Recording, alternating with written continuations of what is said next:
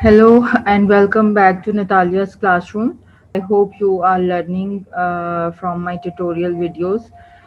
Please like, share, and subscribe my channel and stay connected for upcoming tutorials. Today, I'm going to discuss another very powerful package, that is Pandas, and this package does a tremendous job when we are doing some analysis on our data and when we want to do some data science stuff. So Panda is basically a high-level data manipulation tool, and it was developed by Wiz McKinney, and it is based on NumPy.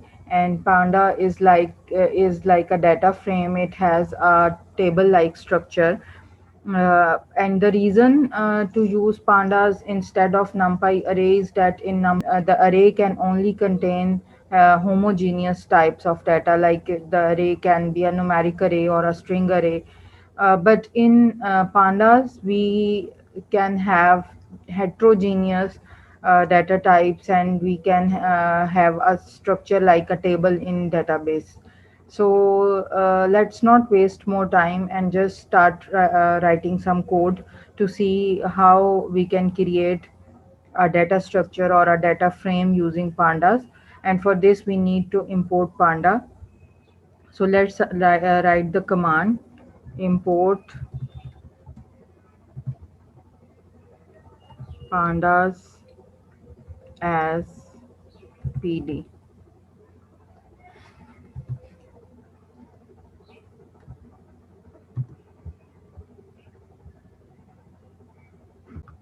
So there are two ways to create a data frame using pandas. The first way is that we have some data in our dictionary, and from that dictionary we create a pandas data frame. Or the other way is that we have some data in a CSV file, comma separated file in Excel format or in Notepad format, and then we import that file, read that file, and then convert into pandas data frame. So let's check out the first method, that is we will create a dictionary and then we will create a pandas data frame out of this dictionary. So this is a simple dictionary. uh, I am going to create panda data frame with dictionary. So I have a dictionary underscore countries. It is a very popular and easily available free data available on internet.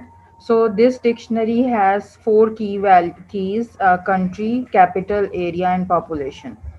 And these keys have further multiple values in them, and you can see that there are different values in it. So let's see how, once we have a dictionary, how can we create a data frame out of this. So let me name it panda underscore data frame is equal to pd panda data package, sorry, panda package dot data frame is the function. So how we are going to create a panda data frame with the using the dictionary? I am writing a name that can be any name. Panda underscore data frame is equal to pd. Pd stands for panda package, and data frame is the function through which we are going to create a panda table or panda data frame. And in the parentheses, I'm going to write the name of the dictionary.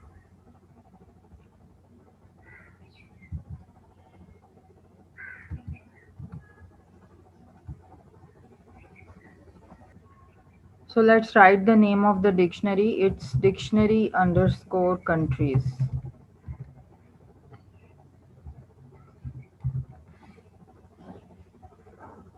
And that's it. The panda data frame is created, and we can just simply print it out and we can check it out. But first of all, we let me show you the results first. Panda underscore data frame. So it is looking like this. See how nice it is looking. Like it has country column, it has capital, area, population. These are the columns or the keys, and these are the values. Now 0 1 2 3 4 are the default sequence numbers that Panda has generated itself for numbering or indexing the rows, but we can change it. And how can we change it? We will write panda data frame dot index. So here we can give it an index of our own choice. So let me write here BR for Brazil and RU for Russia, IN for India,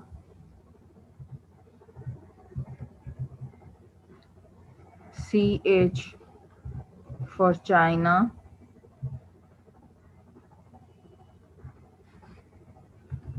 and SA for South Africa. So now the situation is different. Instead of this 0, 1, 2, 3, and 4, the data will be indexed on these string values that I have just put. So let's print panda underscore data frame. So see how nice it is looking. This is our data frame with some string values and with some float values. These are our keys: country, capital, area, population. These are keys and these are the values. So we have rows and column like structure. So it is very easy to create a data frame using Panda package.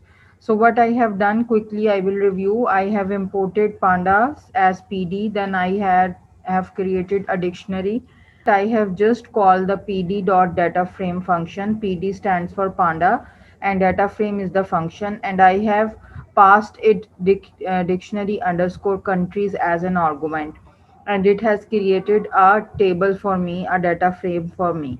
So instead of just using the default index numbers, I have put my own index, and for this I call the index property panda underscore data frame dot index is equal to, and I have given the abbreviations. Whatever you want, you can write it here. If you want to write it in the form of numbers, or you want to write it in the form of some code, you can write it and you can see the output.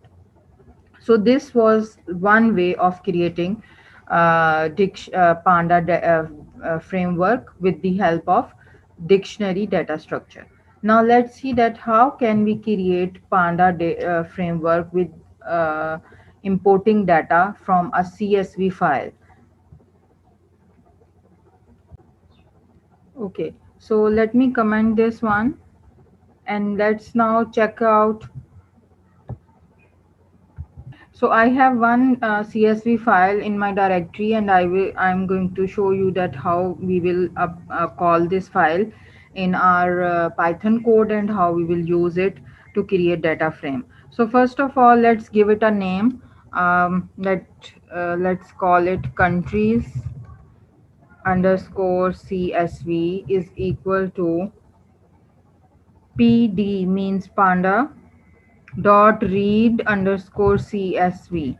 So we are going to read a CSV file, comma separated file. So that is why we are going to use the read CSV function of panda package. So read CSV function from panda package, and then the parenthesis. First we will write R stands for read, and then we will write the path of our file. So this is the path of my file that is stored, and it is a CSV file. So what I have written, there are certain parameters that I need to give, but before this let me revise it for you. that I'm going to create a panda data frame countries underscore CSV, and how I'm going to create, I'm calling panda package read CSV function. So panda pd dot read underscore CSV is the function, and in the function I'm writing r for reading the file. If so, and then I'm going to give the path of the file where the file exists. So the panda package will read this CSV file, this comma separated values into countries underscore CSV in the format of table. So let's see what other parameters we need to give. Okay, so the next thing that I need to give to the function is index. I need to tell it that which column is the index column. So index underscore column is equal to 0. 0 means the first column in my CSV file. In the CSV file, the first column is taken as the index column. And then use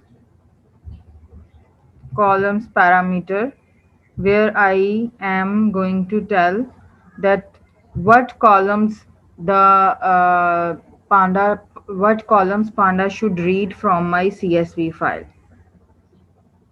So these are the same names written in my file: ID,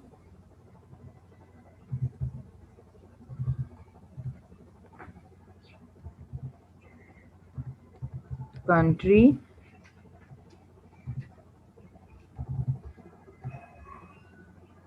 area,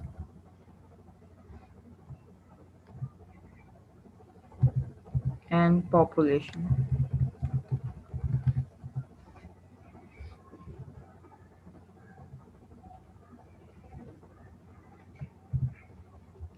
So my file may have more columns, but I am going to read these columns only. Let me show you the file first, and then we will execute it.